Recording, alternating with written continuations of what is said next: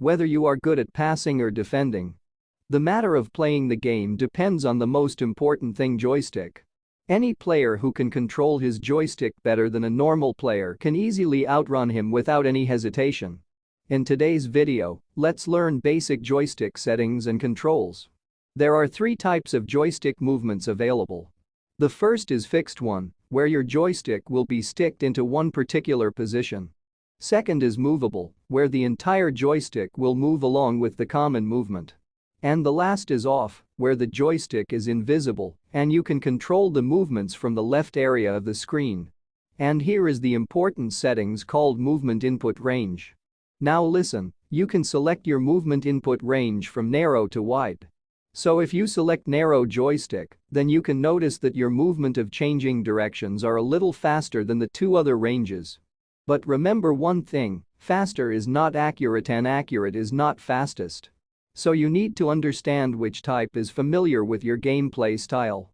Wide input range is more accurate as it has a bigger circle area for the main joystick, so you can move towards accurate directions smoothly with it. And there is also one medium input range available. And I'll suggest you to play with medium input range as a beginner because you just need to understand which one is best suited for you. Now, obviously you cannot play 1,000 times better with only proper settings. Yeah, the proper settings will help you for sure. But you need to play matches with right techniques.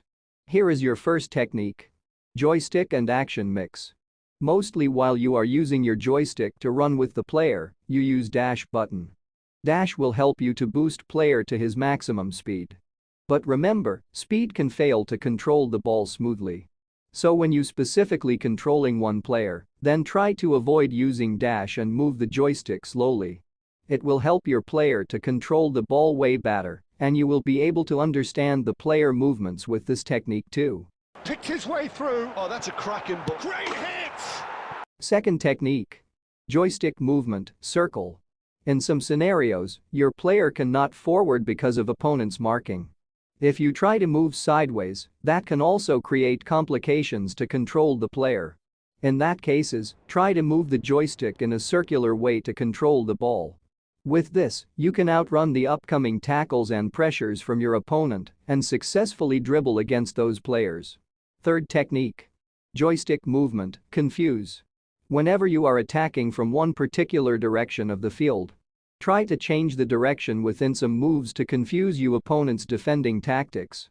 Check how I made a rotation towards other side and made a smooth attack with this movement. You just need to confuse your opponents with your uncomfortable movements to let them think about your playing methods. Fourth and last technique. Calm movement. The calmer you can play, the better your gameplay will be. Every time when you are moving your player with the joystick, you need to watch the opponent players surrounding your player. Try to create openings and control calmly. Mind matters the most in hard situations, so you need to train your mind muscle memory to handle in such scenarios. So that's all I got in this video. I hope it helped you to understand joystick.